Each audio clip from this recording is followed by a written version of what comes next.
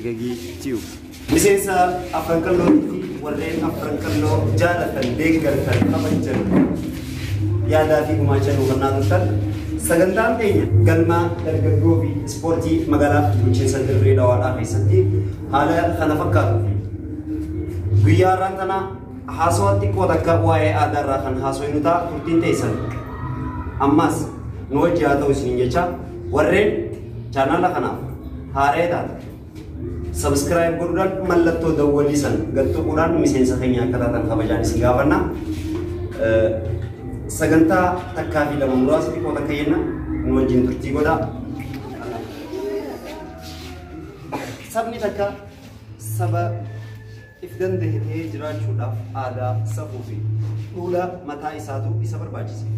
Kanneen keessaa uummata gaanfa Afrikaatti hortee kushtaadhaan saba Oromoo bal'aa, saba sirna gadaa, saba seeraa fi heeraa mataa isaa qabu, saba qaroominaan faayame kan sodaatamaa gaanfa Afrikaatti saba Oromoo irraa waan takka takka haasa'u.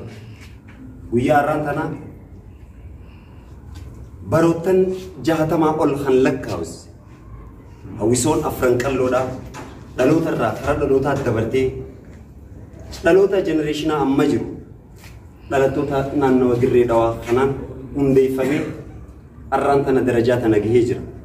Hawwisoon Afrankalloo Doktara kabajaa Ali Muhammad Birraa yookaan Ali Birraa, Doktara kabajaa Ali Shabboo, wallistoota hangafoota hedduu if keessatti horee aartii Oromootiif gumaacha mataasaa lafa kaa'ee jira.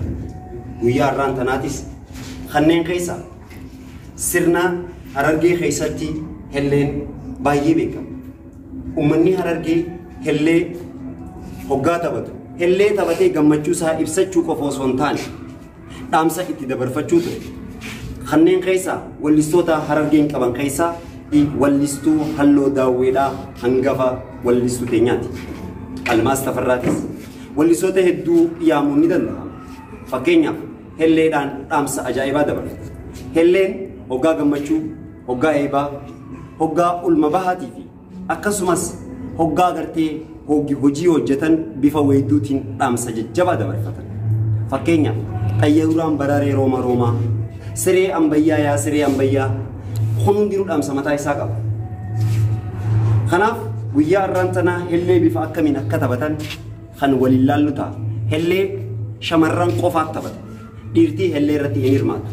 Hellee jabina dhalaa, laafina dhalaa, gammachuu fi gadda waan itti keessa jiranii fi waan dabree dhaloota lammadaatti kan ittiin dabarfatan. Haasawwan dheeradhu.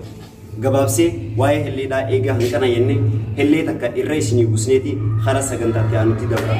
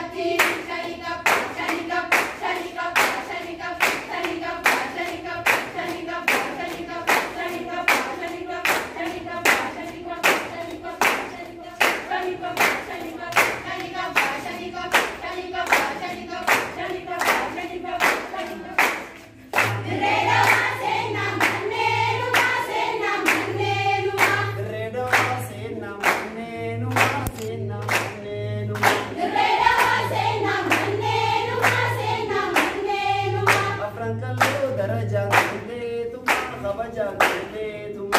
Afrangalchoo darajaan turteetuma kabajaan turteetuma. Darajaan Turteetuma kabajaan turteetuma kabajaan turteetuma kabajaan turteetuma darajaan turteetuma kabajaan turteetuma darajaan turteetuma kabajaan turteetuma darajaan turteetuma kabajaan turteetuma darajaan.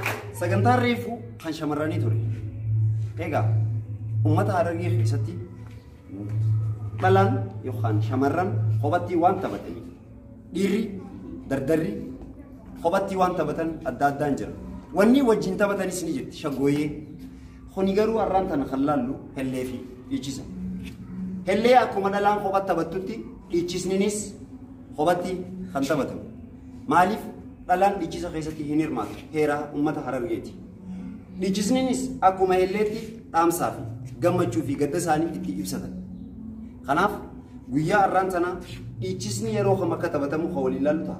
Dhiichisni dhiirtii hoggaa duula deemtee mootee dhufte. Hoggaa gammachuu, hoggaa birraa, hoggaa cidhaa yookaan aruuzaatii fi hoggaa eebaatis kan taphatamu ta'a. Keessaafuu uummanni Harargee dhiichisaan beeka. Dhiichisaa san keessaa laga fi gaara gaaratti wal dhabullee baddaa fi gammoojjitti wal dhabullee dhiichisni Harargeen ittiin beekamtu tokko ni jira. Keessaafuu jiisaa. Jiisaan kun dhaamsa lama qaba. Jiisaa beellamaan yookaan qaxaroo haynu san jechuudha. Beellamaan dhufee hajennu aruuza irratti beellamatee hoggaa dhiichisaa dhaqee jiisaa karaa duraa ifirraa jiisaa beellamatee dhaqu jiisaa beellamaan dhufee kaduraa kan kalammadaa jiisaa deemaa jiisaa affeellamaan dhufee jiisaatu affeellama qopheeffatee dhufee. So nuti amma bal'inaan itti fayyadamaa jirru jiisaa beellamaan qaxaroo san jechuudha. Beellamaan dhufee kana. Kanaaf jiisaa beellamaan dhufee sanii qeeroon kana. Kanarratti osoo hin yaadachiisne wanni hin dabarree jiisaa deemaatii fi jiisaan affeellamaa dhaamsa kophaa qaba. Jiisaa beellamaa kunis akka garaagarra ta'ee fi akkasumas dhiichisa dardarrii dhiichisu qeeroo jira.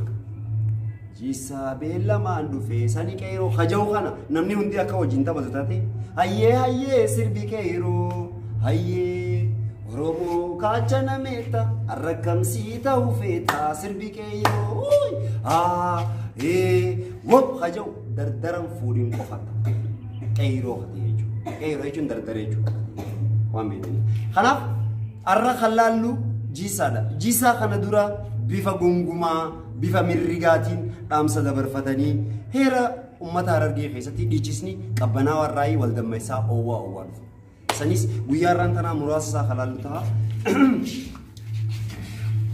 Akkuma eegalleen seera mataa isaa qabutti hayyee hoo hayyee yaaboo hayyee boo kan inni sana jechuudha. Hayyee boo jennaan hayaa hoo na jalaa jaalisaan hayaa hoo.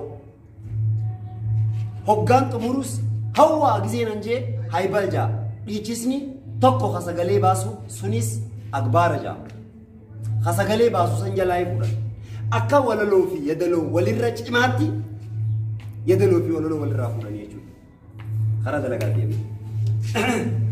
Ayyee geeyirar naan jaa amma mooniin geeyirara lammii toofaa naan jira gammachuun tooneerraa.